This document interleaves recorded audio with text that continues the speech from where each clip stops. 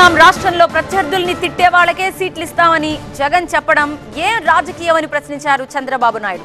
కనిగిరిలో జరిగిన రా కదలిరా సభలో వైసీపీపై తీవ్ర వ్యాఖ్యలు చేశారు మాజీ సీఎం. తన జీవితంలో బాధపడ్డ సందర్భంగా ఒకేసారి ఆ సందర్భం ఉందని గుర్తు చేశారు చంద్రబాబు.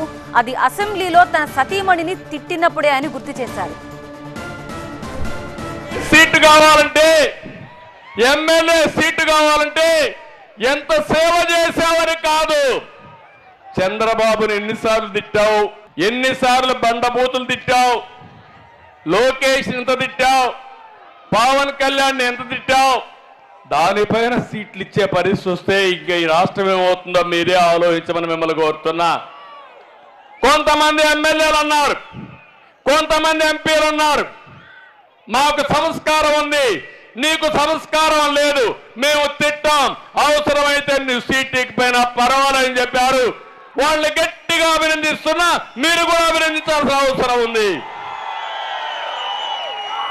అంటే ఇవన్నీ చూసిన తర్వాత తమ్ముళ్ళు మీకు బాధ అనిపిస్తుందా లేదా అని అడుగుతున్నా.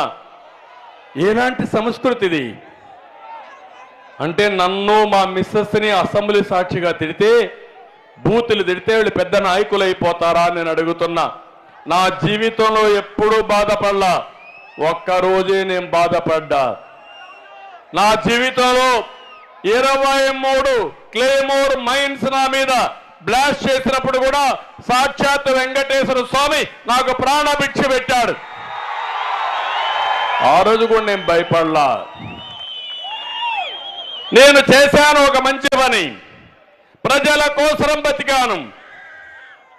అందుకే ఇలాంటి వచ్చినప్పుడు కూడా ధైర్యంగా ముందుకు పోయా. కానీ జీవితంలో ఒకే ఒకసారి బాధపడ్డా, అది నా భార్యని అసెంబ్లీలో తిట్టినప్పుడు బాధపడ్డాను తమ్ముళ్ళు అని చెప్పి నేను మీకు తెలియజేస్తున్నా.